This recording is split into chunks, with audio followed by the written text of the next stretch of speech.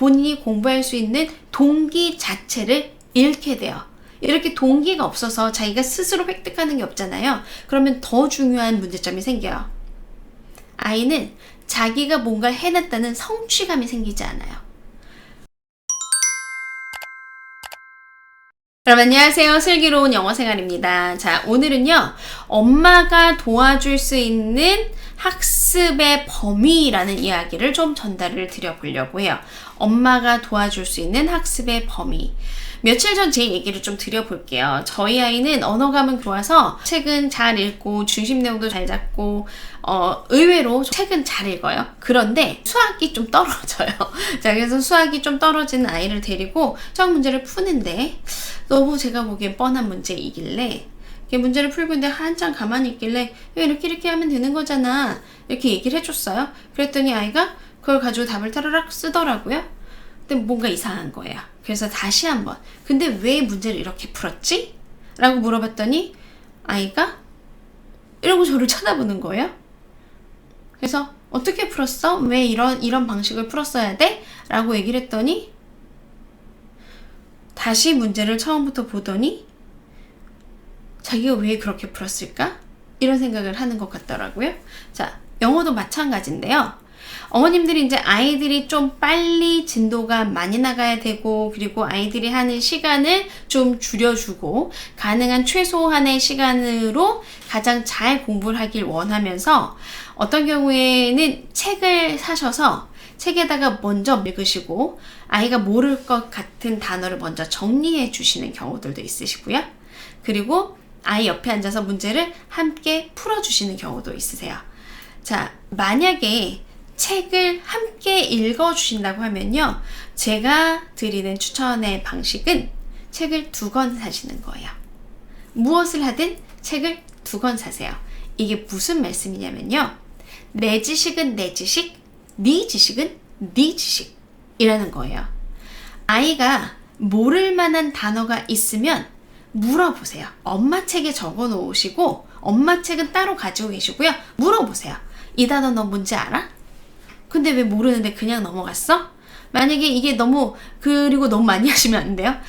한 하루에 공부할 때 한 5개 정도 이 단어는 꼭 알았으면 좋겠다, 요런 단어들이에요. 이런 5개 정도의 단어인데 아이가 모르면서 문제를 막 풀었다라고 하면 이 단어 알아? 한번 확인해 보시고, 만약에 그렇지 않다고 한다면 이 단어가 무슨 뜻인지 한번 알아보도록 해. 그래서 아이가 자기가 모르는 단어를 스스로 해결을 해야지, 이거 엄마가 물어주잖아요. 그러면 특히 이제 그 교재를 학원에 가지고 오는 경우들도 있어요. 만약에 책이 한 권이라고 한다면, 책이 한 권인데 엄마가 이미 여기에다 해석을, 모르는 어휘들을 쭉 다 해석을 달아주셨잖아요. 그럼 선생님이 아이한테 해석을 시키게 되면 아이는 그 달아놓은 주석을 보면서 해석을 쭈르륵 해요. 그럼 선생님은 이 아이가 그 단어를 모른다는 걸 알 수 있는 방법이 없어요.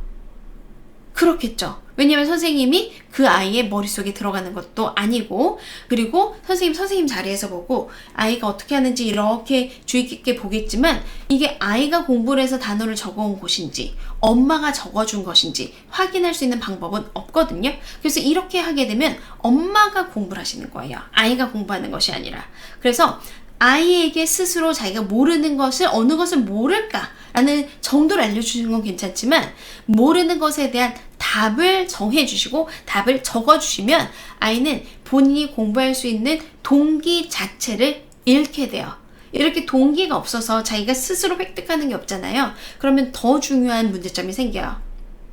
아이는 자기가 뭔가를 해냈다는 성취감이 생기지 않아요. 이 책을 읽었으니까 숙제를 했다라는 생각은 들겠죠.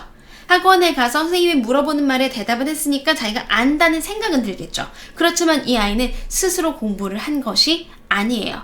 그렇기 때문에 자기가 책을 읽어도 다 읽었어, 내가 노력을 했어 라고, 내가 노력을 해서 얻게 된 성취감 같은 걸 얻을 수가 없거든요. 왜 그런 거 혹시 들어보셨어요? 공부를 해봤더니 공부가 재밌더라. 공부를 안 해본 사람은 공부의 재미를 몰라요. 아이가 공부하는 걸 엄마가 대신해 주시면 아이는 공부를 함으로써 스스로 알게 되는 재미를 몰라요. 그냥 이건가? 그러고 해버리고 자기가 뭘 아는지 뭘 모르는지 모르게 되는 거예요. 요즘에 가장 유행하는 말로 메타인지가 중요하다고 하죠. 메타인지가 뭐죠? 내가 아는 것과 모르는 것을 정확하게 구별해내는 것. 근데 이렇게 엄마가 계속 뭔가를 도와주시게 되면 아이들의 메타인지는 떨어질 수밖에 없어요. 왜? 내가 아는 것인지 내가 모르는 것인지 엄마가 아는 것인지 이게 내 건지 너 건지 구분이 되지 않거든요. 그렇기 때문에 아이는 자기가 모르는 것에 대한 것도 모를 뿐더러 자기가 공부를 하는 것에 대한 희열 또한 느끼지 못합니다. 그래서 절대 아이들 숙제는요, 할 시간을 뽑아 주셔야지 어머님이 적극적으로 나서서 도움을 주시면 아이 실력은 늘지 않고 제자리에 머물게 됩니다. 마찬가지로요, 문제를 풀 때도 마찬가지예요. 엄마가 봤었을 때는 이 문제가 너무 명확하게 풀리는 문제인데 아이가 문제를 풀 때 잘 못 풀고 있어요. 그러면 이게 왜 틀렸는지를 알려주기보다 이거잖아 이렇게 말하기가 훨씬 더 쉬워요.